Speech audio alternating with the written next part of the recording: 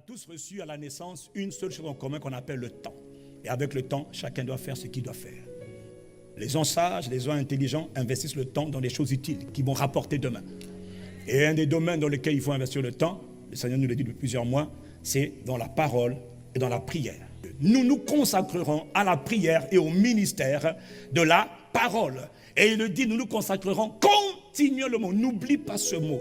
Incessamment, c'est-à-dire sans cesse, c'est-à-dire nos vies seront rythmées permanemment par deux choses. La parole de Dieu et la prière que nous allons faire monter vers Dieu. Toutes sortes de prières, toutes sortes de supplications d'un côté, mais deux, nous nous consacrerons à la parole. Ce qu'on appelle la parole de Dieu, c'est un mystère. La parole de Dieu est ce qui a été utilisé par Dieu pour créer les univers.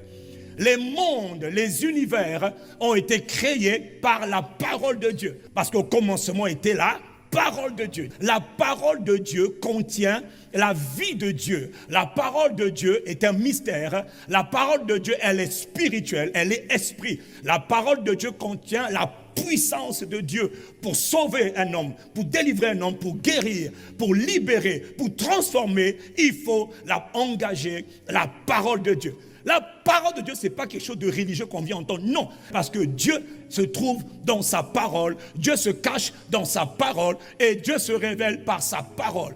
Et Dieu qui a créé les mondes par sa parole tient à ce que ses enfants comprennent l'importance de sa parole. Et je peux vous dire une chose, beaucoup vont à l'église, mais vous négligez malheureusement la parole de Dieu. Vous pensez que la parole de Dieu, c'est le pasteur qui doit la connaître. C'est une grosse erreur. La parole de Dieu peut être enseignée par le pasteur ou le responsable, c'est vrai, mais la parole de Dieu doit être ingurgitée par toi-même afin que toi tu la vales, qu'elle demeure en toi et après toi maintenant tu l'enseignes à d'autres. L'enfant spirituel a besoin de la parole de Dieu. Tout comme l'enfant qui vient de naître a besoin du lait maternel, tous les hommes ont besoin de la parole. La parole de Dieu ne nourrit pas le corps. La parole de Dieu, c'est la nourriture de l'esprit. L'esprit de l'homme a besoin de la parole de Dieu. Parce que l'homme n'est pas un corps, dis-moi amen, mais l'homme est un esprit, il a une âme, il habite dans un corps. L'esprit que tu es a besoin de la parole. Attention, tout le monde vient à l'église, tout le monde va à l'église, mais peu